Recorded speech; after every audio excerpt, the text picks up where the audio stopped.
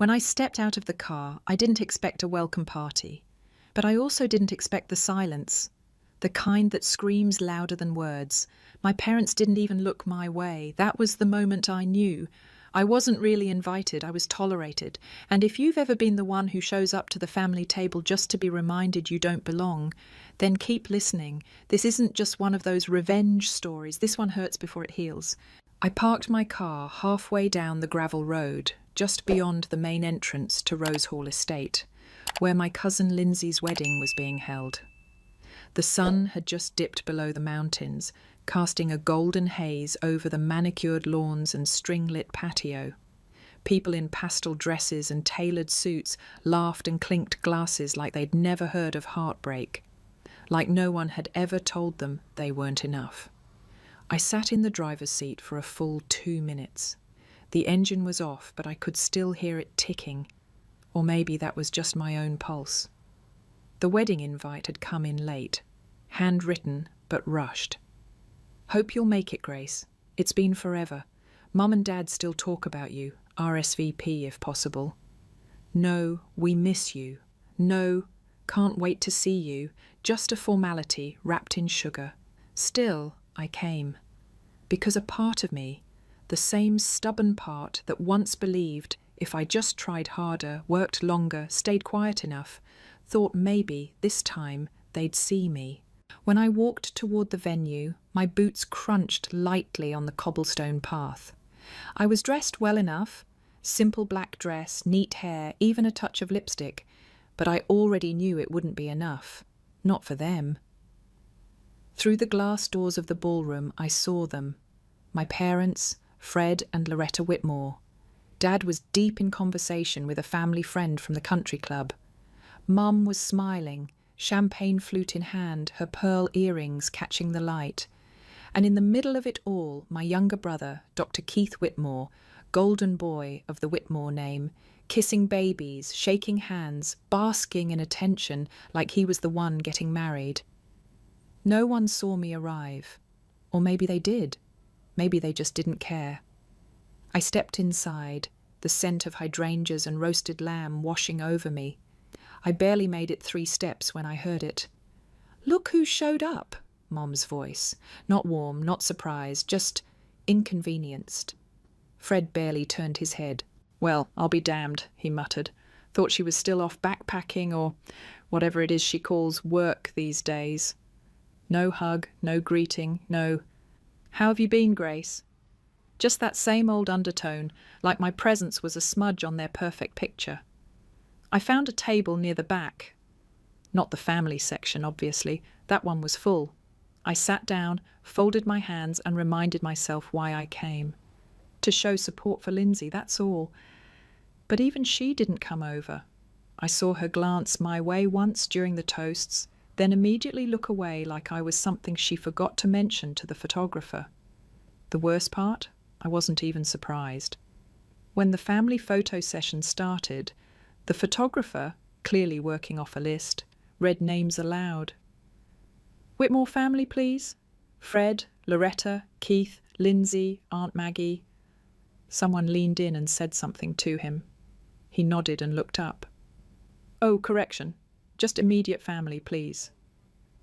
My chest didn't tighten. It collapsed.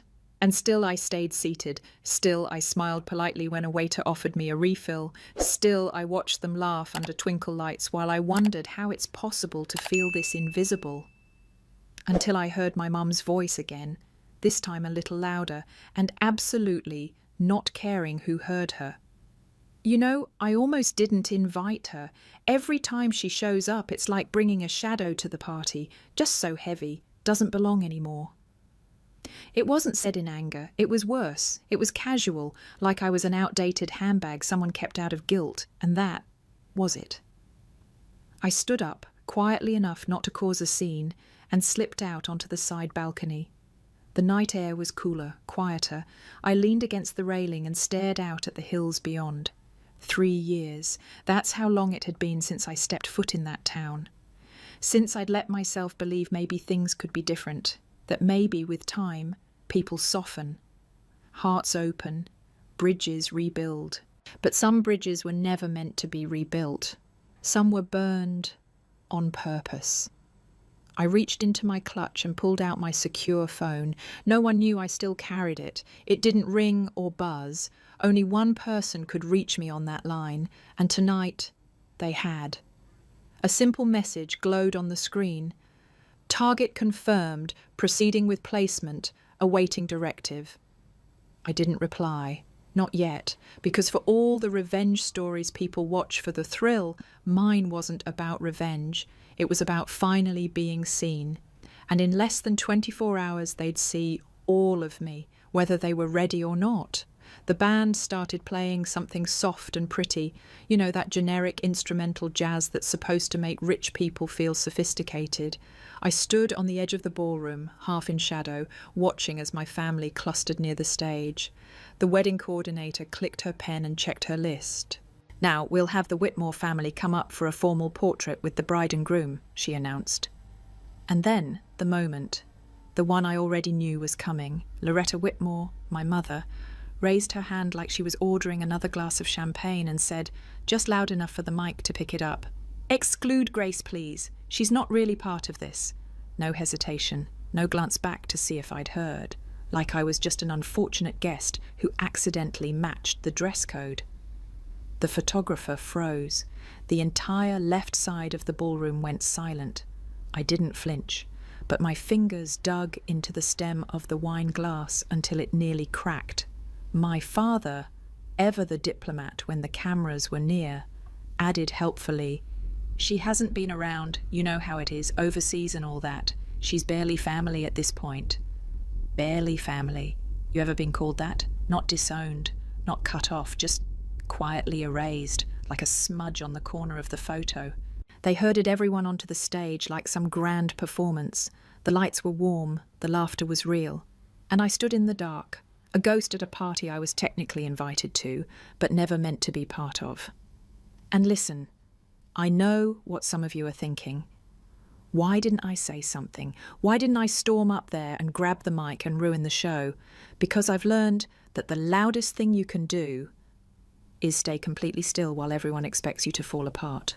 "You okay?" a voice whispered. I turned. It was Alyssa, the bride's college roommate. We barely knew each other, but apparently even strangers could read humiliation when it dripped off you like sweat.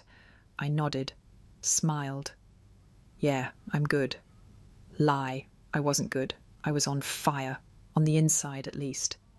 And still, I watched the toast. I watched the way my mother dabbed her eyes during the speech about family loyalty and those who never gave up. I watched my dad squeeze my brother Keith's shoulder like he was a war hero, and I waited, because I knew what they didn't.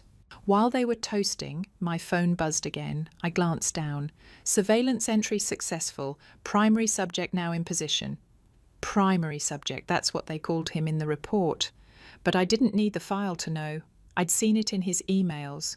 He used his credentials, the same ones he'd lectured me about earning with honour, to access a restricted satellite server 6 times in the last 3 months. Leaked tech data, patterns, routing codes, and then, most damning of all, the bank transfer logs, payments, offshores, Fred Whitmore, my father. But I didn't confront him, not yet. Because that night wasn't about revenge, it was about revelation, about letting the lies breathe their last, right there on the dance floor under the glow of 9,000 chandeliers. Someone near me muttered, "Who's that woman? She looks like someone important, but nobody seems to notice her." That made me smile, for real this time, because I'd spent a decade training to be invisible, and tonight they were going to see me whether they wanted to or not. From the stage, Keith raised his champagne glass. "And finally," he said, his voice rich and smooth, "I want to thank my incredible family. Mum, Dad, you're my rock. And to my sister Lindsay, the true light of this family." A beat. Then just as quickly he added with a smirk, "Oh, and Grace. Wherever you're hiding, thanks for not causing a scene this time. We all appreciate it." Laughter rippled through the room, and maybe this is the part where you, the one watching this, felt something twist in your chest, like maybe someone once thanked you for your silence instead of your presence. If you've ever been the one they hoped wouldn't show up, I want to hear it. Not because misery loves company, but because maybe silence stops hurting once someone else says, "I felt that too." I left the ballroom before dessert was served. The cool night air hit me like a second skin. I walked to the far corner of the venue where my team had eyes. Colonel Freeman was already on site. He nodded once. No salute. Not here. Not yet. "Target is within radius," he said quietly. "We move on your mark, General." And for the first time that night, I said something out loud, not to him, not to the team, but to the universe maybe, or to myself. Let's show them what a disgrace looks like. I don't remember walking back into the ballroom, just the sound of my heels on polished marble. Click, click. Too steady, too calm for what was about to happen. The room had moved on. Toasts were done. People were dancing now. Aunts swaying with uncles. Kids sneaking cookies. My mother laughing with someone from the country club about how expensive the floral centerpieces were. And my father standing near the head table swirling bourbon like he hadn't just publicly disowned his daughter in front of 200 people. That's the part that always got me. They didn't just push me out quietly. They needed everyone to see me as the failure, needed the crowd to agree, she's not one of us. They did it with smiles and champagne. That kind of cruelty doesn't come from rage. It comes from comfort, entitlement. But that night, I wasn't the one left standing in the shadows. Not anymore. Colonel Freeman's voice was low in my earpiece. "Perimeter secured. We've got visuals. Standing by." My hand was steady as I raised it slightly. A small motion, invisible to the crowd, but very clear to my team. "Go," I said. It happened fast. The music stopped mid-song, a sharp digital click that left the room echoing with silence. A second later, two of the back entrances slammed shut, magnetic locks humming into place. The main front doors swung inward, and a 6-person tactical unit in dark navy uniforms entered in perfect formation. No masks, no drawn weapons, but the presence alone made the room shift, the way water moves before a wave crashes. Whispers rose like smoke. What's going on? Is this a drill? My cousin clutched her new husband's arm. My mum's face went pale under her blush. And then came him. Colonel Cole Freeman. Full dress uniform. Clean, direct. No nonsense. He walked through the parted crowd like he'd done it 1,000 times before. And then he stopped directly in front of me. Loud enough for everyone to hear, he said, "General Whitmore, Operation Breachstone is in position, awaiting your orders." The sound that followed was nothing. The kind of nothing that hurts your ears. I didn't look at anyone. Not yet. I just nodded once. "Seal the exits." My mother's champagne glass slipped from her fingers and shattered across the floor. Now people were panicking. Half the room stood. Some guests tried to head toward the bathrooms, locked. One guy asked the DJ if it was part of the show. My brother Keith came stumbling over, his tie loose, his voice sharp. "Grace, what the hell is going on? Is this some messed up stunt? Are you insane?" I finally turned to face him, calm, controlled. "No, Keith, I'm not crazy. I just stopped pretending to be nothing so you could stay comfortable." My father pushed through the crowd now, stepping between me and the colonel. His face was red, not with fear, not yet, but with rage. "You brought federal agents to a wedding. What kind of spectacle are you trying to make? You think this'll make us respect you?" And for a second I saw it. The panic flickering under his voice. Because he knew. He'd known since the first file went missing, since the first bounce of bank transfers into offshore accounts. Since the first time I asked about Project Alderline and he told me he couldn't recall. He'd always known this moment might come. He just didn't expect me to be the one commanding it. I looked him dead in the eye. Fred Whitmore, under Article 47 of the National Security Act, you are hereby detained for suspicion of espionage and unauthorized transmission of classified intel. The crowd gasped. My mother screamed. Someone knocked over a table trying to back away. And Fred laughed. You'd arrest your own father? He spat. You're so desperate to be important, you'd destroy this family? I didn't blink. You already destroyed it. I'm just cleaning up the wreckage. Colonel Freeman nodded to his men. They moved quickly, not aggressive, not brutal, but with certainty. 2 agents took my father's arms. He didn't resist, just kept shouting as they led him through the crowd. You'll regret this, Grace. You think they'll ever really accept you? You'll always be the outsider, in their eyes and mine.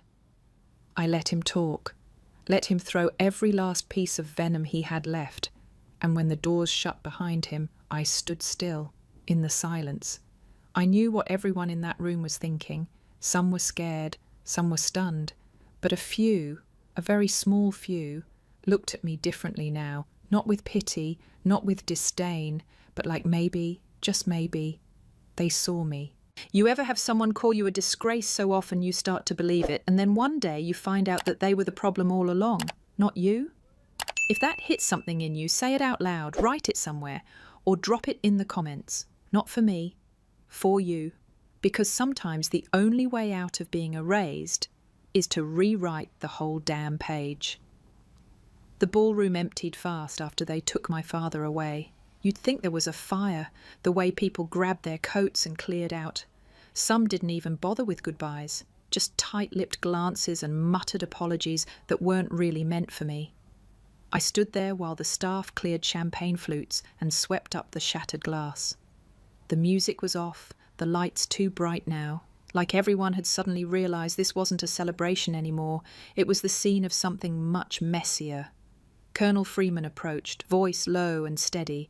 Target secured. Interrogation will begin at Yo 300. We'll debrief in DC, you good? I nodded. Yeah, thanks, Cole. He held my eyes a second longer than necessary. A gesture of respect, but also of concern. Then he turned and walked away. And suddenly I was alone again. Not just in the ballroom, in the emotional fallout no one warns you about. My mother didn't leave right away. She sat by the head table, clutching her empty wine glass like a lifeline, eyes fixed on the place where my father had stood. When I approached, she didn't look at me. You humiliated us. Her voice was cold, controlled, no tears, not yet. I said nothing at first. Because how do you answer that? How do you respond when someone's more outraged by the public embarrassment than the betrayal itself? I finally said, he was selling defense intel to offshore accounts. He put American lives in danger, children, civilians, soldiers. She flinched, just a little. Then she said quieter, but you didn't have to do it here, in front of everyone. You could have warned us. I blinked, stunned. Warn you? She looked at me then, really looked, but not like a mother seeing her daughter, like a woman staring down a stranger. He's your father, Grace. And I let the words hang there. Because that's what always happens, right? When it's your father, it's supposed to mean something, even when he sold secrets, even when he sold you out long before he touched classified files. You said it yourself, I whispered. I'm not part of this family, remember? You said that in front of 200 people, just before dessert. Her eyes dropped, still no tears. But something cracked, barely visible. A muscle in her jaw trembled. He was your father, she said again, like repeating it might change anything. I took a deep breath. No, tonight he was my target. An hour later, I sat in a makeshift debriefing room. Not a war room, not a military base, just one of the empty bridal suites the venue had cleared for us. Someone had dragged in a long, folding table. There were bottled waters, a legal pad I didn't touch. The window still had lace curtains. Everything smelled like roses and hairspray. Keith came in last. He looked tired, not angry, not defensive, just exhausted. He sat down across from me, didn't speak right away. Finally, he asked, "How long have you known?" I looked him in the eye. About 7 months. We traced the leak to a small network. Dad's name came up 6 weeks ago. He shook his head. Not like he didn't believe me. Like he did believe me and hated it. I always thought you were wasting your life, he said. I raised an eyebrow. Thanks. No, I thought you were hiding. From yourself. From expectations. But you were protecting us. I wasn't hiding, I said. I was just somewhere you didn't want to look. He nodded slowly. Then he asked the question no one else had the guts to say. Do you regret it, turning him in? I leaned back. Did I? I remembered the look on Dad's face when they zip-tied his wrists. Not fear, not guilt, just fury. At me, at being outplayed by his daughter. The same daughter he once called dead weight. The same daughter he told a boardroom full of men was too sensitive for law school. I looked at my brother, and I told him the truth. I don't regret choosing the truth, but I regret that it had to be me. Later that night, I walked alone down the driveway to my rental car. The parking lot was mostly empty. My heels echoed louder than they had earlier. Before I got in, I turned back. The venue stood quiet now, lights dimmed, voices gone. I pulled out my phone, checked the latest report. Whitmore scheduled for federal hearing Monday. 2 charges, holding without bail. I stared at the screen for a long moment. Then I deleted the text because I was done tracking the past. I don't know if my mother ever forgave me. I don't know if she even believes the evidence, but I know this.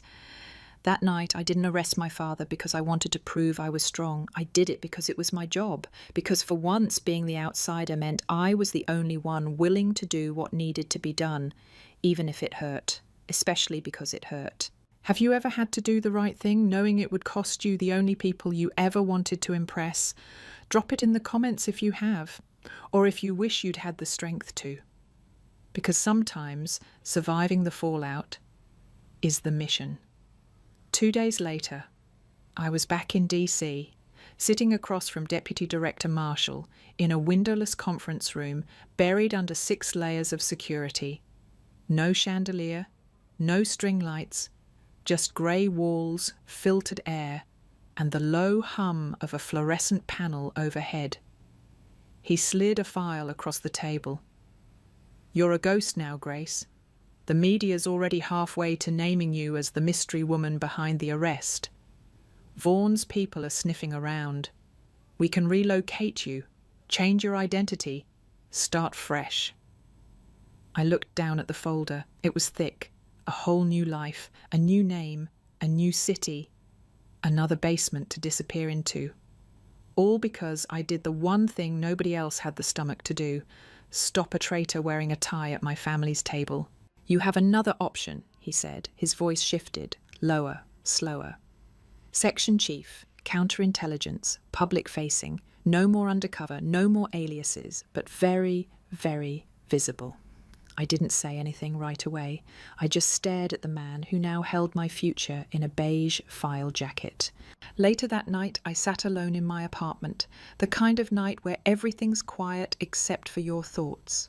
On the wall across from me were the few things I'd let myself keep, my commissioning photo from West Point, the framed letter from the president thanking my unit after Operation Mistral, a track medal from high school, one my father used to brag about before I ruined my future by going into the army. I remembered something Keith had said after the wedding, something that stuck harder than I wanted to admit. I always thought you were hiding, but you were protecting us. And the thing is, he wasn't wrong. But I wasn't just protecting them. I was protecting me too, from the disappointment of being seen and still not being accepted. The next morning I walked into Marshall's office. Crisp uniform, polished shoes, hair tied back with precision. I saluted. I'll take the promotion. He smiled, just slightly. Good. The world's going to know your name, Grace. Make sure they get it right. And they did. At least, the parts they were allowed to. CNN ran a special, not with my full title, of course, but the headline read, Former Black Sheep of Prominent Family Leads Federal Operation in Espionage Case. Local outlets picked it up. Wedding shock turned federal sting. Even the Washington Post published a long-form story about the emotional complexity of arresting a parent for the sake of national security, but none of that compared to what I saw on my mother's social feed a week later. She'd uploaded an old family photo, one from before everything broke, captioned it, "We all make mistakes. Some are harder to admit than others, but sometimes the one we misunderstood ends up saving everything."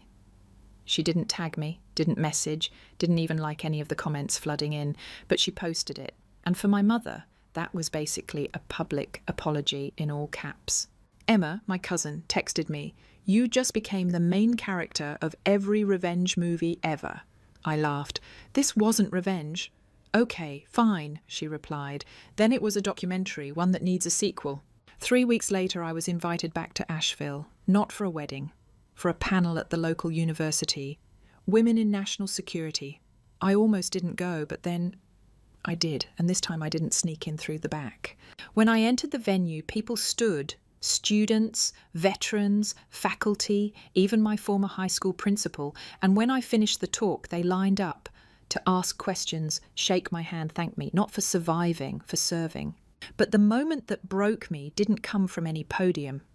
It came after the event when Keith found me in the parking lot. He pulled something out of his pocket. It was small, folded, worn at the edges. My senior year photo, the one where I wore my ROTC uniform. "I never threw it away," he said. "Even when Mom said you were gone for good, I kept it." I didn't know what to say. So I didn't say anything. I just hugged him hard. And for the first time, he hugged me back without awkwardness or apology. We stood there for a long while, no medals, no uniforms, no cameras, just siblings, still standing. Have you ever gone so long without being believed that when someone finally sees you, it doesn't feel real? If you've ever had to prove your worth in silence, in the shadows. I see you. Really. I do. 6 months later, I was back in Asheville. Again. Not for a mission, not for a sting, but for something simple. Emma's engagement party. This time there were no tactical teams, no sealed exits, no hidden mics or encrypted briefings, just music playing low through rented speakers, champagne in fluted glasses, and paper lanterns swinging in the wind like they were trying to remember how to float. And this time I didn't walk in through the back. When I stepped onto the patio, I saw it, the photo wall. Dozens of pictures clipped to twine with tiny clothespins, baby pictures, graduation shots, awkward prom poses, blurry family beach trips. And in the middle, centered, not hidden, was one of me. Dress uniform, medals glinting. The caption beneath it read, "Aunt Grace, strongest person I know." I just stared at it for a second, because part of me still didn't believe they saw me, not really. Emma hugged me like I wasn't fragile, like I hadn't missed a decade of birthdays and backyard barbecues. "Do you forgive us?" she asked, pulling back. I smiled. Not the fake one, the real kind. "You were kids. The adults should have known better." She nodded, didn't argue, didn't try to defend what happened. That, more than anything, meant something. Inside, I found my mother near the buffet table, rearranging hors d'oeuvres like it was a strategy exercise. She looked up when she saw me, didn't flinch, didn't smile either, but she stepped forward. "You look strong," she said, "not like someone who needs our approval anymore." That was the closest I'd get to an apology. And maybe, after all this time, it was enough. Toward the end of the night, someone called for a group picture. Keith gestured toward me. "Come on, sis, you're family now." I raised an eyebrow. "Now?" He grinned. "Fine, again, still." So I stood with them, not because I needed to prove anything, but because this time I was choosing to stand, not to be accepted, to be present. When I got back to DC the following week, the office was quiet. Everyone had gone home. I walked the empty halls of the counterintelligence division like someone walking through old memories, not haunted, just aware. In my office, next to the framed letter from the president and the unit plaque, I added something new, a simple picture. Me, Keith, Emma, even Mum. No titles, no uniforms, no mission, just people, imperfect but trying. That night, before I turned out the light, I whispered something I hadn't said out loud in years. You're okay now. Not because everything was fixed, but because I had stopped needing them to see me, to believe in who I already knew I was. Sometimes the most painful part of being abandoned isn't that people leave. It's that they act like you were never there to begin with. But I'm still here, and maybe so are you. If you've ever sat through a family dinner feeling like an outsider, if you've ever been the one people introduce with the disclaimer, she's doing something in DC, I don't know what exactly, then this one was for you. Drop a comment if you've ever felt like the invisible one, or tell me where you're watching from. Because this space, this story, it's for people like us, who survived the silence and learned how to speak anyway.